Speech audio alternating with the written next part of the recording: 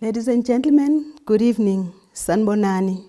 My name is Prof Anthoni. I'm the Vice Principal for Teaching, Learning, Community Engagement, and Student Support. I shall be presiding over this occasion of the University of South Africa, the inaugural lecture. Before we proceed, I wish to recognize the following.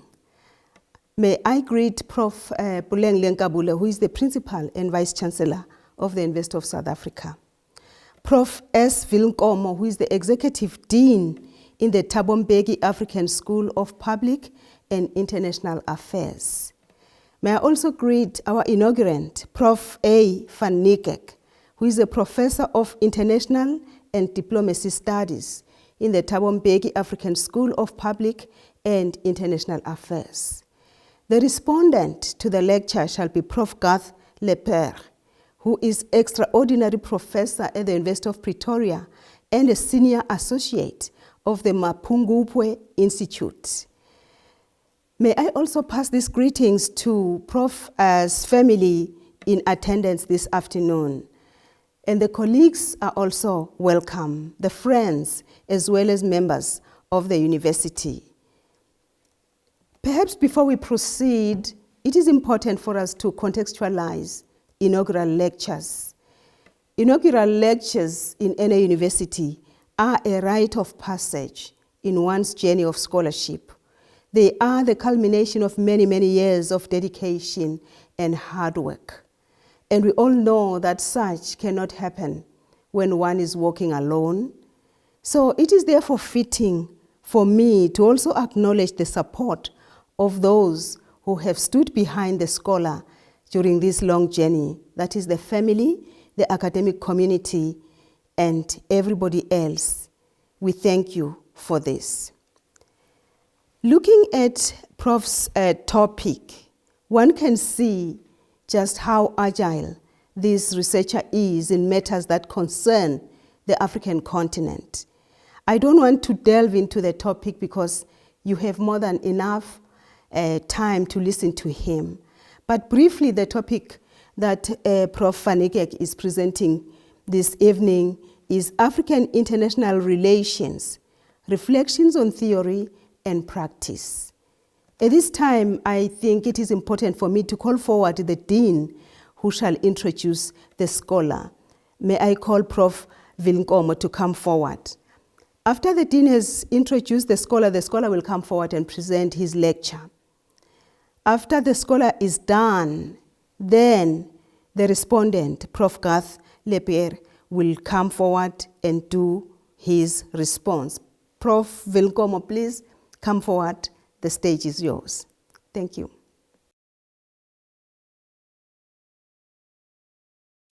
Good evening. My name is Professor Sibusiso Vilnkomo, the Executive Dean of the Thabo Mbeki African School of Public and International Affairs. It is my honor and privilege to present and recognize the participants tonight. I would like to recognize Professor Lenkabula, the Principal and Vice Chancellor of the University of South Africa. Professor Z.T. Motsa Madikane, the Vice Principal, Teaching, Learning, Community Engagement, and Student Support. Equally important, Professor Anthoni van Nieuwkerk, Professor in International and Diplomacy Studies, as well as the inaugurant of today. I would also want to recognize a leading scholar who will respond to the lecture, Professor Garth Lepere, who is well-renowned and has actually done work in international relations throughout the world. It is indeed my pleasure to now present the resume of the inaugurant.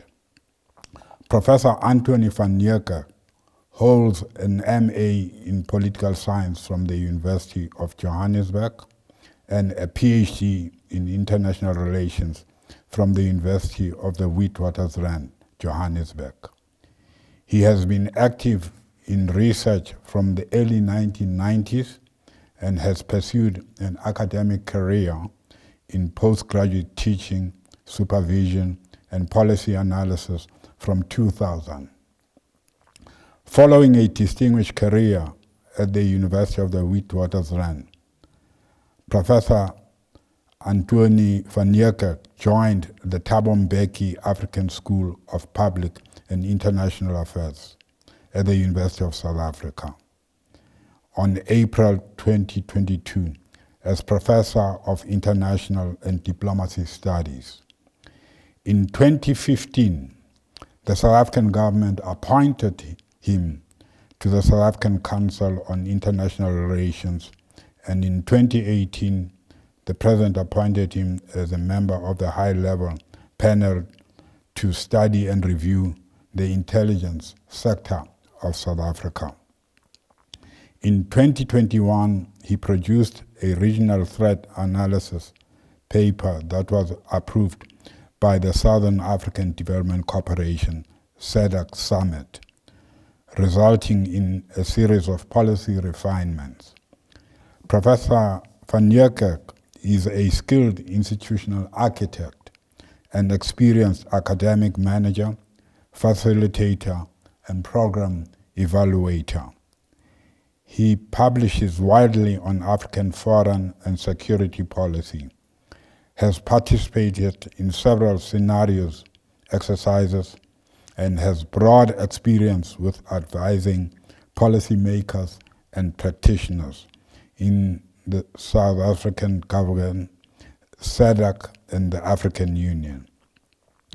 Professor van Nieuwkerk has supervised over 60 master's students and 7 PhD candidates to graduation, coordinates a network of Southern African academics and practitioners, co-edits the Southern African Security Review, is a visiting research fellow at the Wits School of Governance, University of the Witwatersrand, and serves as an editorial board member of several accredited journals. His recent publications include the following: The Impact of Digital Warfare on Africa, Africa's and African Agenda, Prospects and the Challenges. He has also published recently a paper titled Underestimated Indo-Pacific, Africa, Europe, and Developments in Indo-Pacific, an overview of threats and opportunities. It is indeed my pleasure to present to you Professor van Nieuwkerk. Thank you.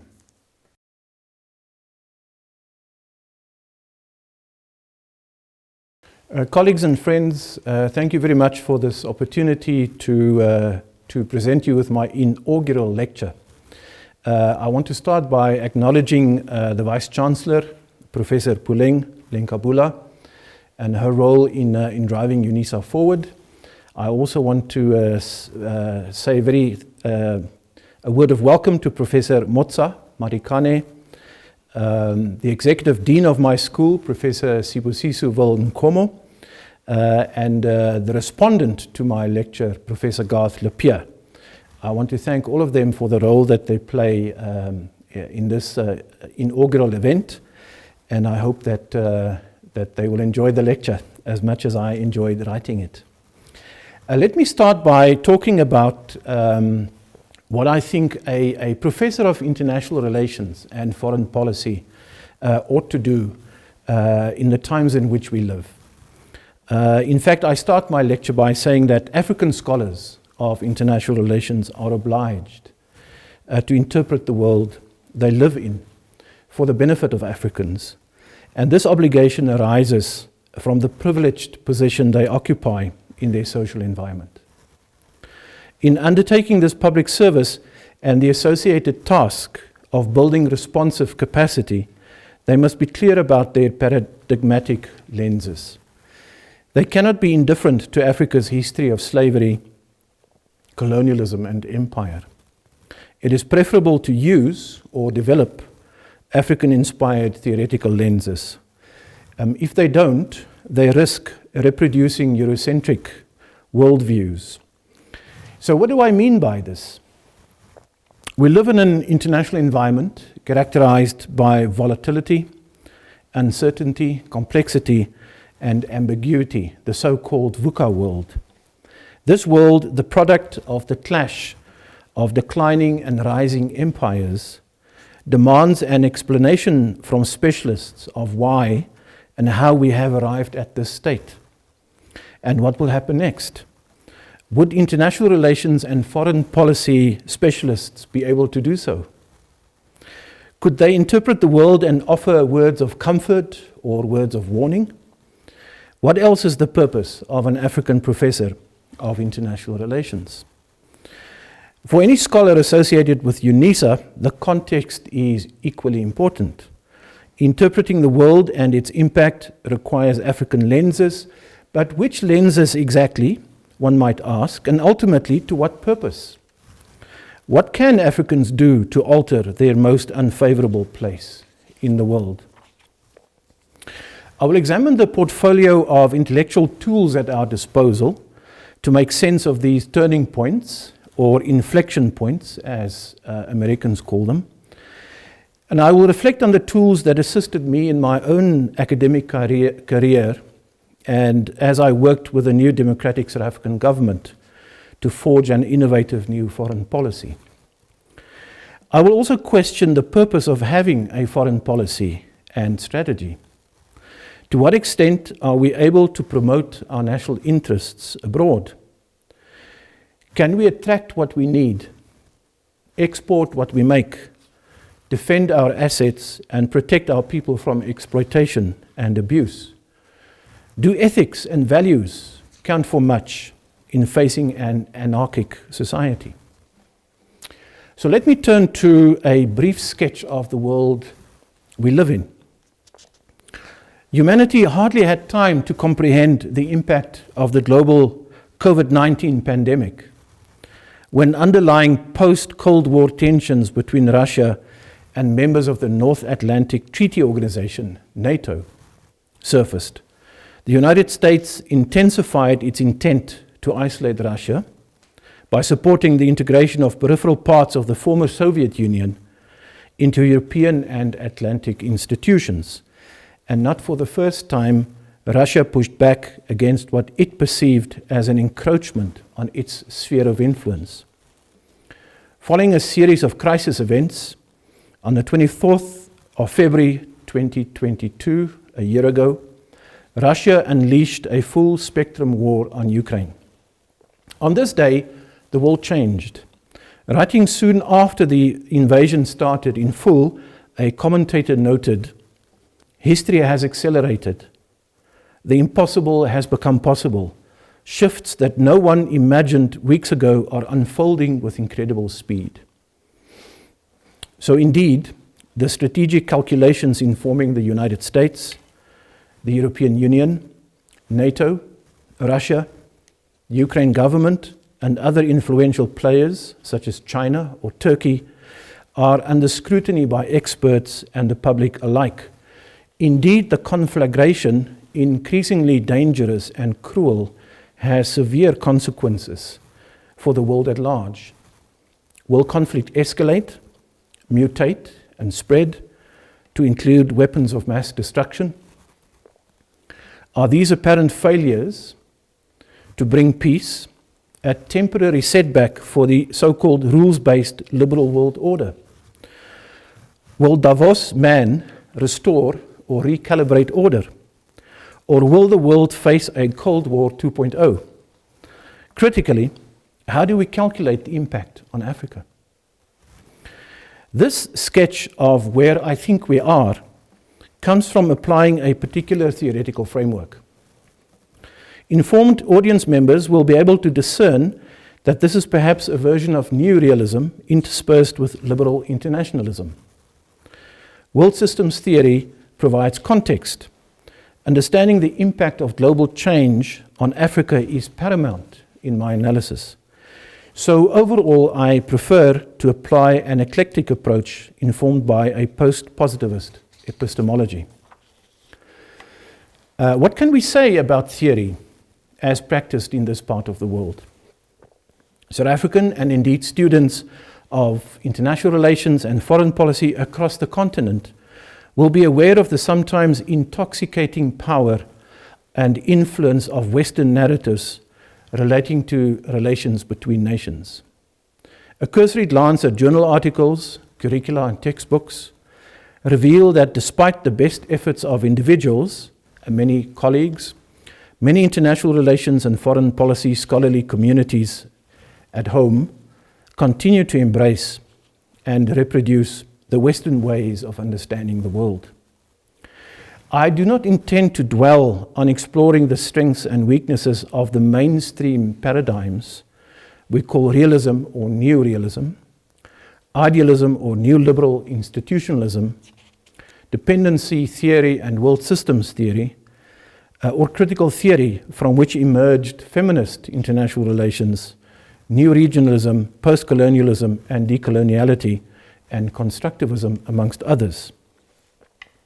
Rather, the theologian Reinhold Niebuhr, famous for his book titled Moral Man and Immoral Society, captured for me the ethos of Western IR thinking already prevalent in 1944. He wrote, "Pure idealists, children of light, underestimate the perennial power of particular and parochial loyalties, operating as a counterforce against the achievement of a wider community. But the realists, children of darkness, are usually so impressed by the power of these perennial forces that they fail to recognize the novel and unique elements in a revolutionary world situation. The idealists erroneously imagine that a new situation automatically generates the resources for the solution of its problem. The realists erroneously discount the destructive as well as the creative power of a revolutionary situation." Paradoxically, the victims of colonialism, imperialism and racism, rather than privileged theorists in imperial settings, rose to offer alternative ways of understanding the world. This combustion of ideas must continue to animate the thinking of our international relations and foreign policy scholars. There is much to be said for cosmopolitanism, defining the essence of international society in terms of social bonds that link people, communities, and societies. Indeed, we should not shy away from engaging northern narratives. But as President Mbeki stated clearly in 2001, and I'm quoting him, "We have a duty to define ourselves. We speak about the need for the African Renaissance so that we ourselves and not another determine who we are, what we stand for, what our vision and hopes are, how we do things, what programs we have to adopt to make our lives worth living, who we relate to and how." Africa has had its share of magnificent thinkers who strive to make sense of the world and Africa's place in it, using predominantly indigenous intellectual lenses. Consider for a moment the contributions of Albert Camus, Louis Althusser, Jacques Derrida, Frantz Fanon, Algerians, Achille Mbembe, Wamba Diawamba, Kwame Nkrumah, W.E.B. Du Bois, Leopold Senghor, Ngugi wa Thiong'o, Chinua Achebe, Wole Soyinka, Sheikh Anta Diop, Eskia Mphathlele, John Dube, Steve Biko, Julius Nyerere, Thabo Mbeki, Horace Campbell, amongst others. And indeed, inspired by the Thabo Mbeki presidency, a younger generation of Africanists undertook to explore, assess, and deepen the analysis of Africa's place in the world. This Africa Rise Up oeuvre, led by Chris Landsberg and Siphamandla Zondi, is now well established.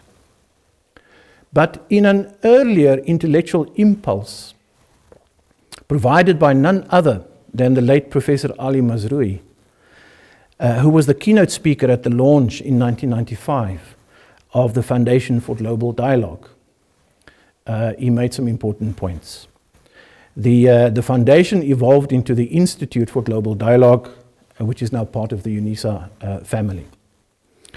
In his 1995 lecture, 28 years ago, Professor Mazrui came to these conclusions, and I'm quoting him. He asked, what is the connection between the erosion of the state and the decline of race? A significant cause is the continuing expansion and globalization of capitalism. Capitalism has been eroding the exclusivity of state sovereignty. The global marketplace is dictating its own terms to governments and nation states. However, as capitalism was weakening the state and race, it was inadvertently releasing other cultural forces, consciousness of ancestry, ethnicity and tribal origins, and primordial forces of religion. In his own lecture, he gives examples of that. The question now arises, Professor Mazrui asks, whether capitalism has inadvertently released forces that will in time check its seemingly relentless expansion. And he concludes by saying, the question is wide open, and South Africa might well be one of the global laboratories of such momentous social changes. How do we respond to Professor Ali Mazrui's question? And here I want to reflect on whether we practice what we preach. South Africa might very well be the testing ground for how social change is or can be managed or mismanaged. But the truth is that its once exemplary standing as a progressive force for change, whether in Africa, the global south, or more broadly, has diminished to the extent that South Africa's foreign policy behavior is often marked by ceremonial symmetry and transactional relations. What then can we learn from irate Gramscians, wary Pan-Africanists, mild-mannered middle power analysts, academic imbongis, apologetic journalists, cautious think tank directors, and frustrated diplomats? Let me respond to Mazrui's probing questions with 3 insights. First, is policy worth the paper it's written on?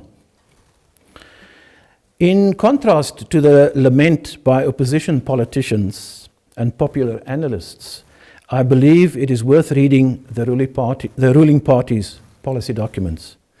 By the same token, it is worth examining the government's formal position on international relations and foreign policy. And when I do that, this is what I see. The ANC worldview professes internationalism, an approach to global relations anchored in the pursuit of global solidarity, social justice, joint development, and human security. Progressive internationalism envisages a just, equitable, non-racial, non-patriarchal, diverse, democratic, and equal world system. For the fundamental transformation of the global balance of forces, advocacy is required, a radical restructuring of global governance, and a progressive global movement. As the ANC points out, these principles have informed its stance in its history as a liberation movement since 1912, affirmed at successive conferences. However, its 2022 discussion document on international relations also highlights a range of challenges, failures, and shortcomings, particularly the failure to mobilize progressive forces on the continent, the inability to work together and speak as one, policy drift, and capacity constraints at headquarters. If the ANC wants to renew, then this is part of its task. What about the Department of International Relations Cooperation? Much can be gleaned from DIRCO's annual performance plans. And the latest performance plan identifies the government's strategic approach as one whereby South Africa, I'm quoting the document, is required to engage strategically in an uncertain international environment and moreover use its strong bilateral footprint and respected multilateral presence to continue to advance the interests and values of South Africa, Africa and the global South. What about the African agenda? DIRCO identifies several priorities. I can highlight just a few. A united and politically cohesive continent that works towards shared prosperity and sustainable development, enhanced regional integration, promotion of peace and security, and then crucially, capitalizing on South Africa's membership and engagements in various international fora to advance the African agenda. However, we also learn from parliamentary portfolio committee meetings where our diplomatic service is held to account of persistent challenges and failures with the department's ability to perform. My overall conclusion is that despite ambitions to play a leadership role in Africa and the global South, South Africa's international relations outlook and foreign policy tools are no longer calibrated to give effect to the ambition. Much will have to change if South Africa is to re-emerge as a global norm setter, regional leader, peacemaker and peacekeeper. My second insight is about public engagement. I call it hide and seek. In a recent radio debate, Patrick Bond and I discussed the question of BRICS and South Africa's role in it. South Africa is chairing BRICS and there will be a summit in August. Bond, who popularized the talk left, walk right phraseology, said that I'm a mild-mannered local foreign policy realist and then proceeded to be scathing in his analysis of South Africa's foreign policy, and in particular scorned the ruling party and its leadership. Money buys policy, he suggested. Corrupt practices are at the heart of South Africa's foreign posture. This is because South Africa behaves like a deputy sheriff on behalf of imperialist forces. Upon hearing the extent of this polemic, the Foreign Ministry, DIRCO, demanded a right of reply, and soon after, a program was dedicated to the same theme with input from diplomats. What they did was to provide the formal narrative, the party line, as people say, painting a glowing picture of a successful and globally respected South Africa, shaping international agendas and leading global South initiatives. This was a disappointing turn of events. There is truth in many of the claims and counterclaims, and let me confess that I was particularly critical of leadership and analytical deficits in the department. However, it's not healthy for our foreign policy colleagues to avoid common platforms to engage on matters of national importance. In fact, there is little political appetite for such structured conversations, given that the term of the South African Council on International Relations was never renewed or replaced by a similar dialogue forum. We are privileged to have a strong and diverse intellectual culture of international relations and foreign policy research and analysis. Several think tanks, journals, and regular reviews. But at times it feels as if the academics and diplomats live in parallel worlds. This is one of the pertinent points made in the Foreign Policy Review by the Ministerial Review Panel and chaired by Mr. Aziz Pahad. The report is now largely forgotten, along with the reports by the Council and important proposals for a professional diplomatic training and education system.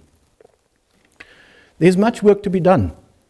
Former President Mbeki, one of the architects of the AU and NEPAD, lamented the situation when recently asked to reflect on the state of the African Revival Project and South Africa's role in it. He commented, and I quote him, "In 2009, South Africa effectively underwent a change of government.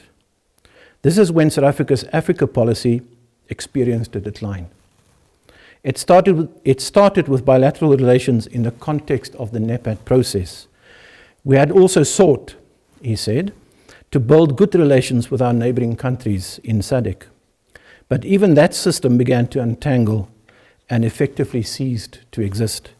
It was part of the process of South Africa's retreat from a coherent Africa policy.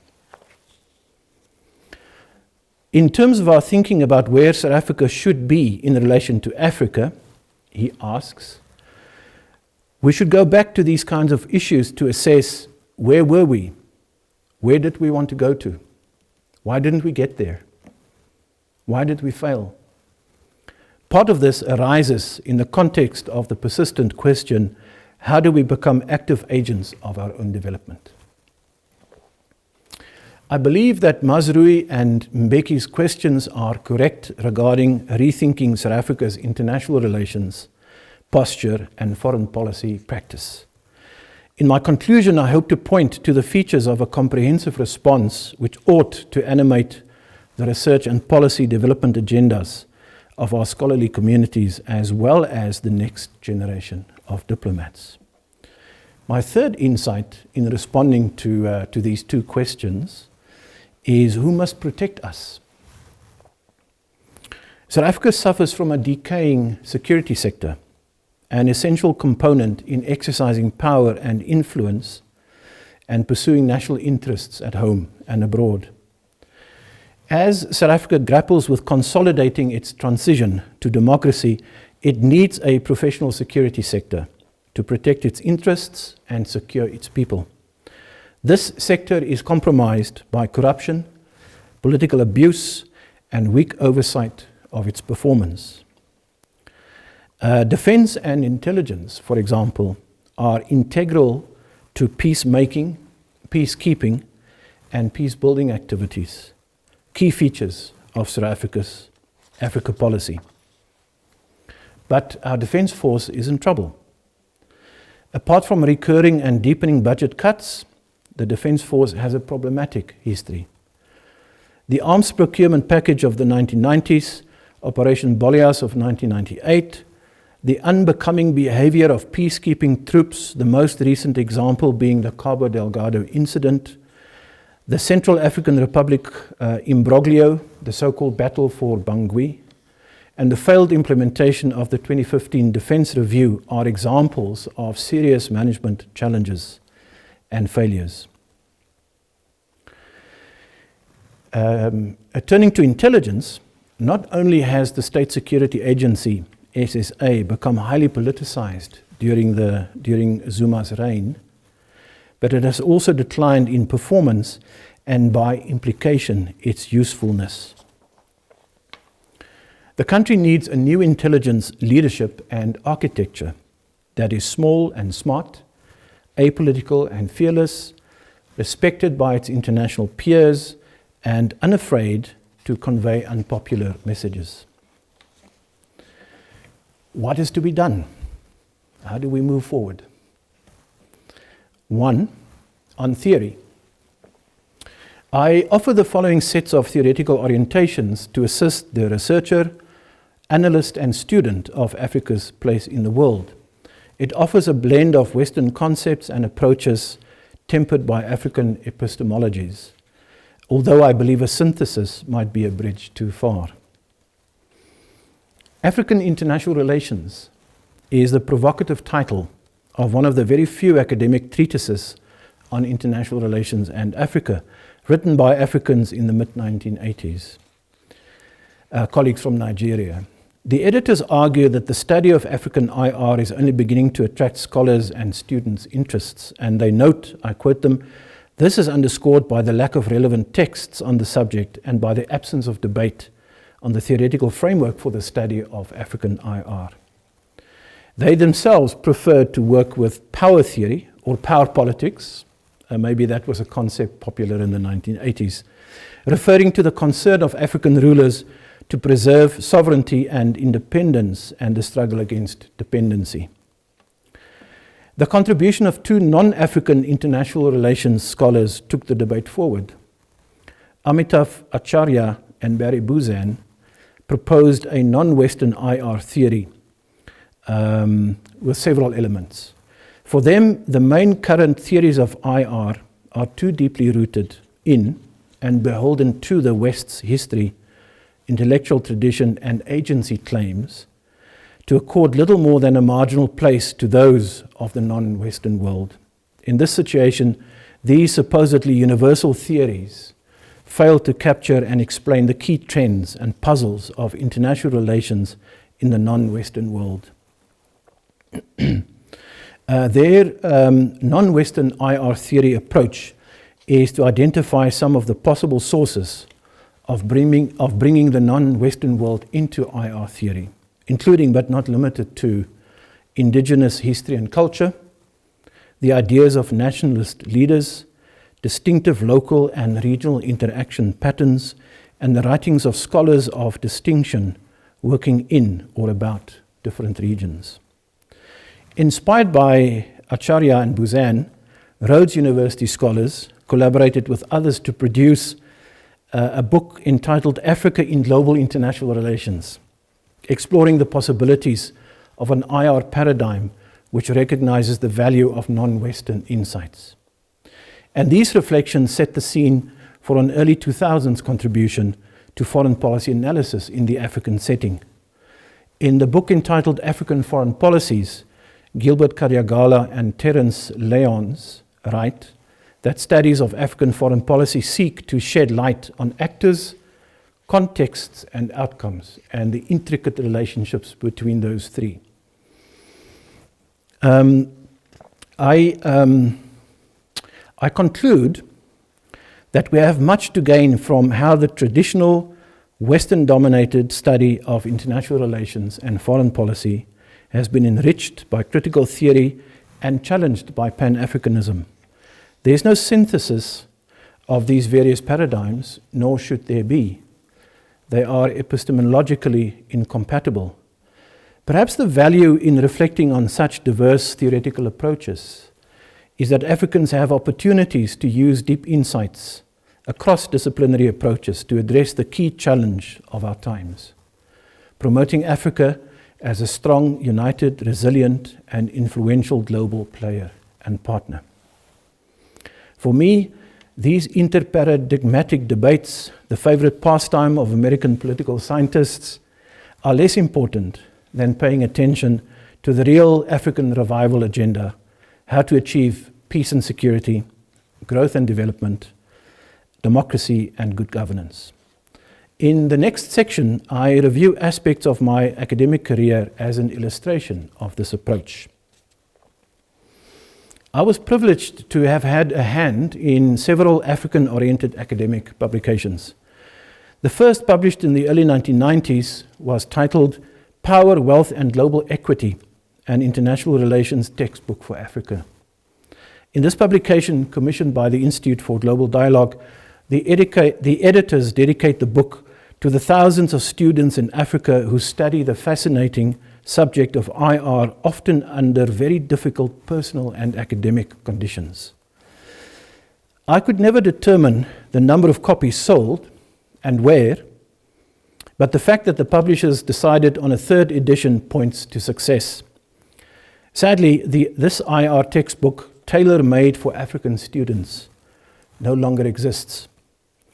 Perhaps to compensate, and following the Ukraine war, one of my first activities after being appointed at the Thabo Mbeki School was to arrange for a public lecture on the question of global order or disorder, presented by the eminent African international relations scholar, Professor Funmi Olonisaken. Her lecture inspired me to design a book project on the theme of global order and disorder and its impact on Africa, with co-editor Professor Sibusiso Nkomo. Following the Africa Rise Up approach, another input was made in 2021 when the Concerned Africans Forum and the Friedrich Ebert Foundation worked together to produce a collection of essays reflecting on South Africa's Africa agenda. Edited by Garth Lepierre and myself, the publication called on African intellectuals to define a progressive South African leadership role in Africa. My research interests also took me to the foreign policy and security policy domain. I contributed to one strand of foreign policy analysis in the African setting. My PhD focused on post-apartheid foreign policy crisis decision-making. This theme attracted some follow-up research and might continue to do so given the crises we face, locally but also regionally and globally. I expanded my interest to African security themes. The study of national and regional security with a specialization in the affairs of SADC, the Southern African Development Community, keeps me busy. In my experience, theoretical and conceptual explorations of foreign and security policy have a very practical element. Decision makers responsible for shaping and managing foreign and national security agendas require analytical and policy development support, and I quickly responded to calls for assistance. And paradoxically, the one sought-after journal article I wrote on South Africa's national interest, read by many, many students and practitioners alike, was published in a journal that was not accredited at the time, and in terms of promotion prospects, meant very little. The time I have spent with the Institute of International Affairs, the Institute for Global Dialogue, the Council on International Relations, and more recently the Presidential High-Level Panel into the State Security Agency have given me insights which will continue to percolate into my lecturing and writing.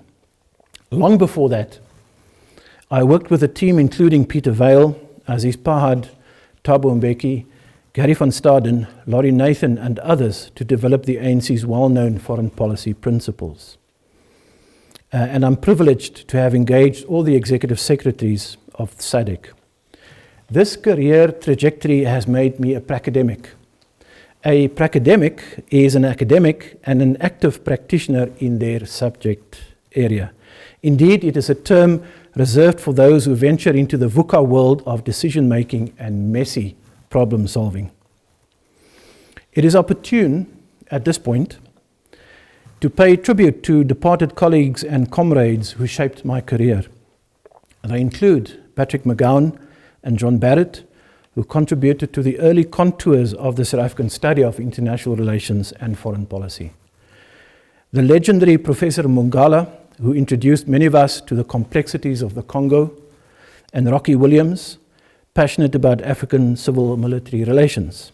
Martin Rupia, a humane supervisor, and Ian Taylor, a prolific scholar. George Nene, who tragically died before we could capture his memoirs. Dumisani Kumalo, who revealed the inner workings of the UN Security Council to us. And Sok Sekupa, who introduced me to the intricacies of intelligence. Gary van Staden, a brave journalist and influential political analyst. And Freni Jinwala, with whom I worked to produce a book on human security from an African perspective. She was a hard taskmaster. I salute them all. Third, what is to be done about diplomatic practice? Following the outcomes of the Zondo Commission into state capture, our international relations and foreign policy community has come alive academically and intellectually, realizing that the ruling elite's behavior at home reverberates abroad and directly impacts on the country's growth and development prospects. Misrule at home diminishes the nation's standing abroad. Under President Mandela, members of the political elite were sought after worldwide as credible peacemakers. This is no longer the case. Fortunately, investigative journalists and a revived parliamentary oversight role ensure that arrogant officials and politicians taking Africa for granted, bypassing governance institutions in search of a more prominent role on the global stage, or acting to benefit personally from diplomatic largesse have nowhere to hide. A lively civil society, a range of political parties, world-class academics, and several productive think tanks keep the ruling elite on its toes and often generate new knowledge that is indispensable in helping shape responses to the VUCA world. For this reason, DIRCO ought to re-establish the Council on Foreign Relations and forge firm partnerships with academia to enhance the training of African diplomats. And the same logic, I believe, is valid for the security sector. Before I come to my conclusion, what should be done, my fourth point on politics and diplomacy. In terms of international relations, the central contradiction for the ruling party relates to the challenge of balancing so-called progressive internationalism, the need to transform global order, with the reality of participating meaningfully in the so-called rules-based liberal world order. It is a south-north clash of ideas, as South Africa is straddling both sides with some difficulty to serve the national interest, which ought to have poverty reduction at its core.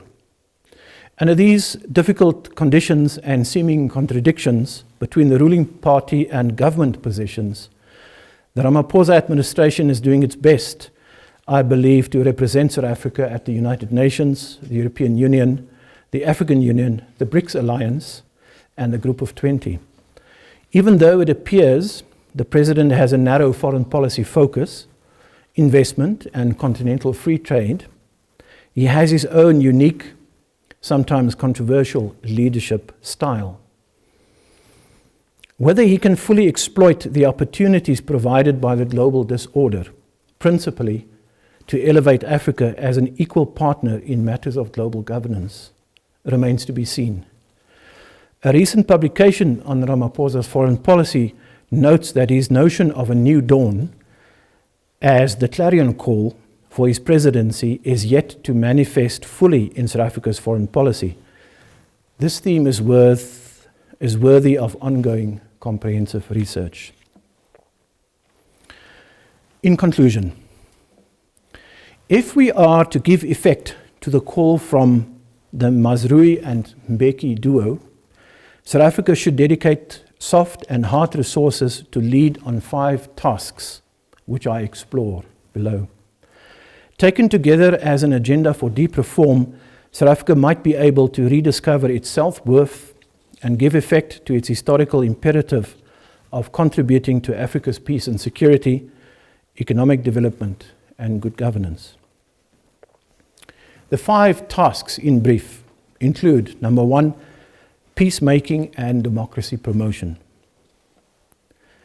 Internationally, nothing is more important than finding a negotiated resolution to the conflict between Russia and NATO.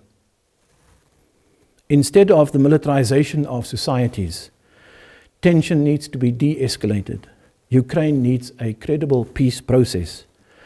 Although it's naive to expect a peaceful outcome anytime soon, and I recall the Dutch Prime Minister telling CNN a few weeks ago that, quote, "We can only stop when the war stops, with a successful outcome for Ukraine and Russia losing the war."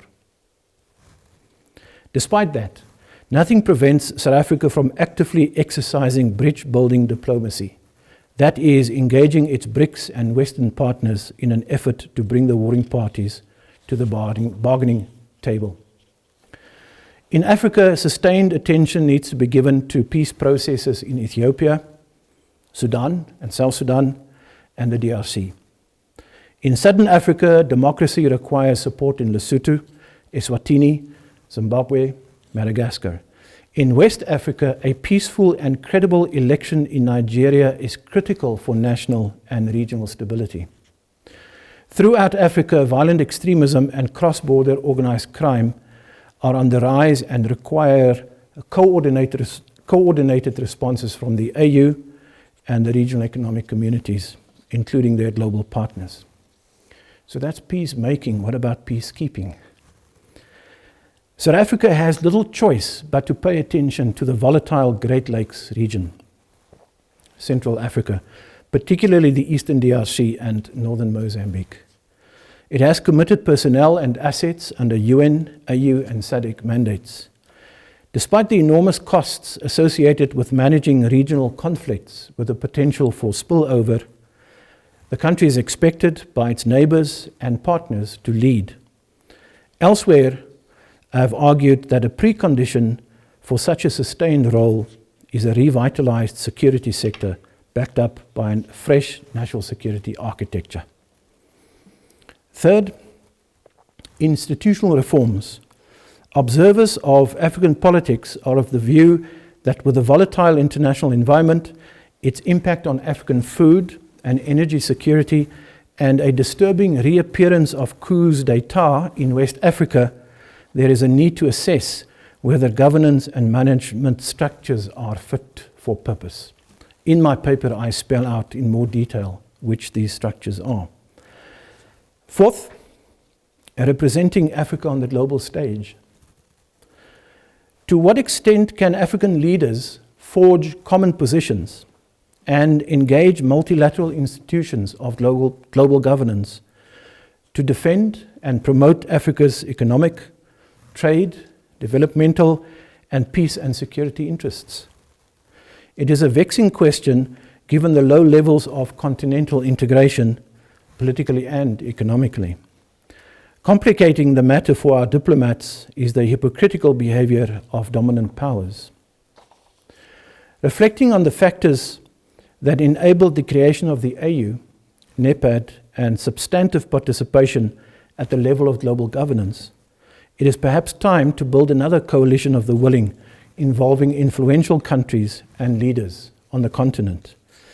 I will start by looking at the potential of South Africa, Nigeria, Algeria, Kenya, and Mauritius. You might have one or two others to add. Finally, security sector reform.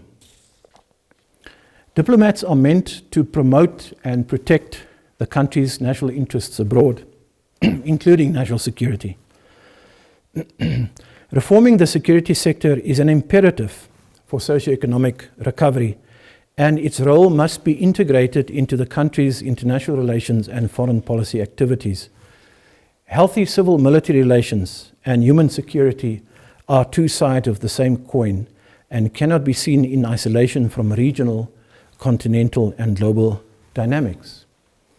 Now, an opportunity exists to undertake the necessary reform to meet the expectation of the architects of our constitutional democracy, namely the resolve of South Africans as individuals and a nation, to live as equals, to live in peace and harmony, to be free from fear and want, and to seek a better life.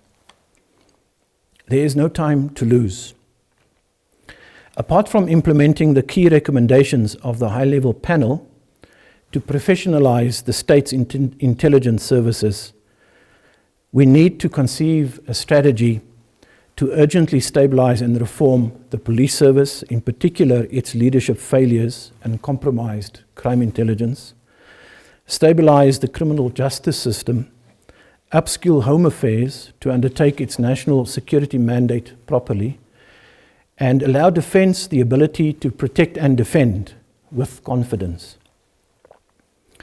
For South Africa to recover and play a meaningful role in improving the lives of its people at home, those on the continent and those in the global south, it must have a properly constructed national security edifice and mutually interlocking strategies that promote the national interest, national development, and our role in Africa and globally.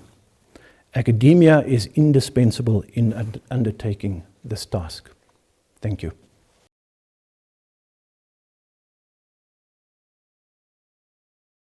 It is a great pleasure and honor to have been invited by Professor Anthoni van Nieuwkerk and by extension the University of South Africa to be a respondent to his important inaugural lecture at this august institution. As a matter of fact, I have known Anthoni since 1995 when he was research director of the Foundation for Global Dialogue, as it then was, and I was appointed as executive director about 6 months before the late great Professor Ali Mazrui delivered his inaugural address at the launch of the organization. Hence, Anthoni's references to that address still resonate quite profoundly since I headed the team with him that organized the event and the invitation to Professor Mazrui. Now, by way of introduction, this inaugural lecture by Professor van Nieuwkerk is very well considered. It is thoughtful, it is lucid, and it is wide-ranging in its academic scope, intellectual rigor, and personal reflections. As a matter of fact, the lecture reminds me of what the French anthropologist Claude Lévi-Strauss called bricolage. Bricolage meaning a methodological pursuit that draws on and weaves together a diversity of conceptual strands, insights, and perspectives, but which nevertheless come together in a unifying and coherent gesture to suggest something new and different, such as being a pracademic. The lecture therefore represents something of a grand metaphor in how it considers the intersection between theory and practice on the one hand, and ideas and politics on the other, and then the interface with the title of the lecture. And quite crucially, as a reflective and heuristic exercise, which chronicles his intellectual trajectory and personal narrative, Professor van Nieuwkerk's is a quest to find and construct meaning by rearranging the furniture of the mind, to use a very colorful phrase that I borrow from the linguist David L. Britton. And this rearrangement relates to the theoretical and practical prisms through which we can and ought to think about this country, the continent of Africa, and the world in which we live. In this regard, it is worth recalling the trenchant words of President Mbeki when he addressed the National Assembly on the 13th of June 2000. And let me quote him. He says, "At the center of all our multilateral engagements is the critical question of our time, of how humanity should respond to the irreversible process of globalization while addressing the fundamental challenges which face the bulk of humanity. These include poverty, underdevelopment, the growing North-South gap, racism, xenophobia, gender discrimination, violent conflicts, and the threat to the environment," unquote. Now, for context, the president was articulating a version of moral universalism and how the challenges which he identified could be embedded in the anatomy of South Africa's foreign policy and security thinking. Sadly, quite sadly, as this inaugural lecture notes without equivocation, the promise underpinning the 2011 Foreign Policy White Paper, Building a Better World, the diplomacy of Ubuntu, has been betrayed because of a depreciating normative and political currency in South Africa's foreign and domestic affairs, exacerbated by systemic institutional decay across very strategic departments and agencies. With great fortitude and forthrightness, the lecture bears witness to the atrophy of ideas to drive strategy and policy. It documents incidences of a lack of good diplomatic conduct, as well as the worrying decline in the quality and experience of diplomats, all of which bear the hallmarks of expediency when making political appointments in the Foreign Service. This is made worse by alarming levels of institutional stagnation and lethargic leadership in the stewardship of South Africa's foreign policy and security infrastructure, with serious implications, I might add, for its African agenda, as well as its influence and branding on the global stage.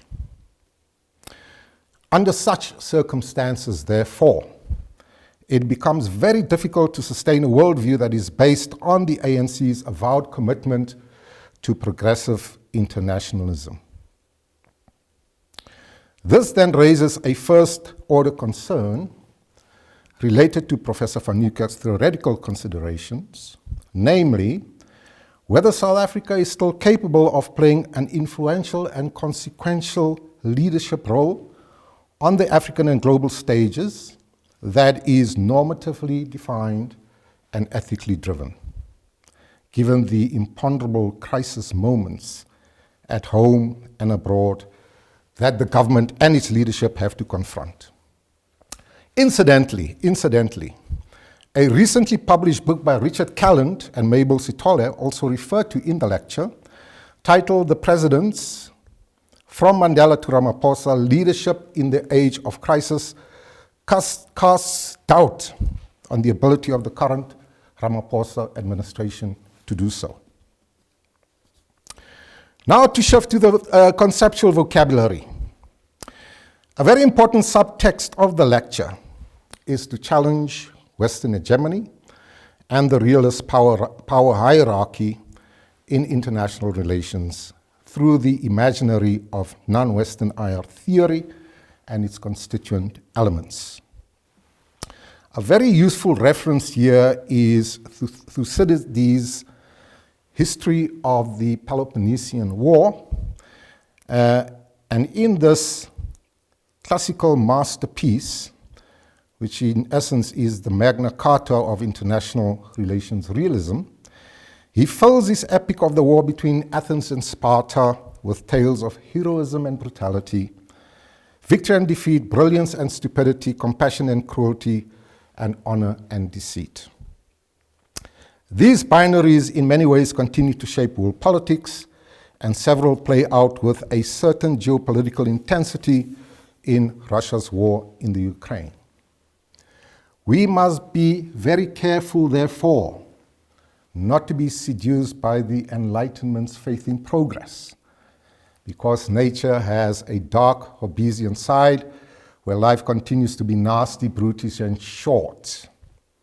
Indeed, both Hegel and Marx erred in believing that reason's cunning was on the side of progress.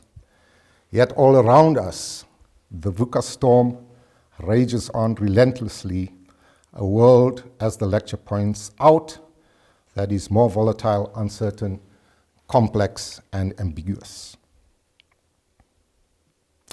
However, it is in the interstices of these consequentialist extremes, highlighted by Thucydides, where we need to locate our deontological critique on three fronts, namely, the pathologies which undermine South Africa's foreign and security policy, firstly, the problem of agency and autonomy in Africa's international relations, secondly, and thirdly, the larger vexing problems and questions of global order and disorder punctuated by ever-increasing geopolitical tensions. This problematique comes into stark relief, for example, in how Professor van Nieuwkerk frames the challenge of a decaying security sector, and to borrow from Lenin, what is to be done in terms of diplomatic practice, politics and diplomacy, peacekeeping, and institutional and sectoral reforms. In the publication noted by Professor van Nieuwkerk, South Africa's African Agenda, which we co-edited, I commented in my introduction that the post-COVID landscape across Africa will remain difficult, now compounded by the war in Ukraine, which has direct collateral effects on the continent's food security dilemmas as far as grain imports from Russia and Ukraine are concerned.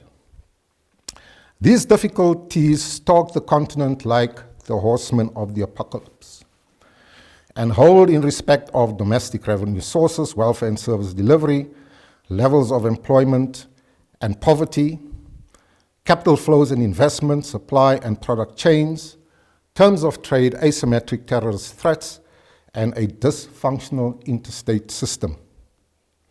Now, regarding this dysfunction, at the level of the African Union and the 8 officially recognized regional economic communities, there are persistent institutional and managerial deficits, capacity vacuums, serious implementation shortcomings, and we already see these being expressed in the efficacy of rolling out the African Continental Free Trade Area. In concluding, and ultimately, Professor van Nieuwkerk's inaugural lecture is an open invitation to scholars, to analysts, students, and policymakers to help redefine South Africa's diplomatic, strategic, and political calculus vis-à-vis Africa and the world. Rooted in a Kantian logic, the path to shared peace, security, and prosperity for all lays in identifying and resisting what the philosopher Theo Adorno called forms of bad life, with an emphasis on tackling human vulnerability in our volatile, uncertain, complex, and ambiguous world.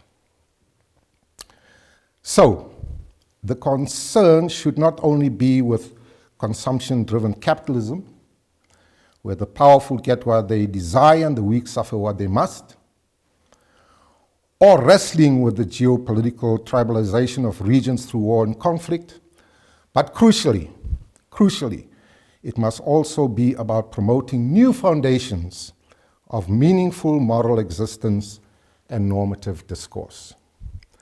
This is the basic message that I take away from this inaugural lecture. My final word is reserved for you, Professor van Nieuwkerk. Congratulations on your appointment as a professor. Congratulations on an insightful inaugural lecture. Both are well done and richly deserved. Thank you.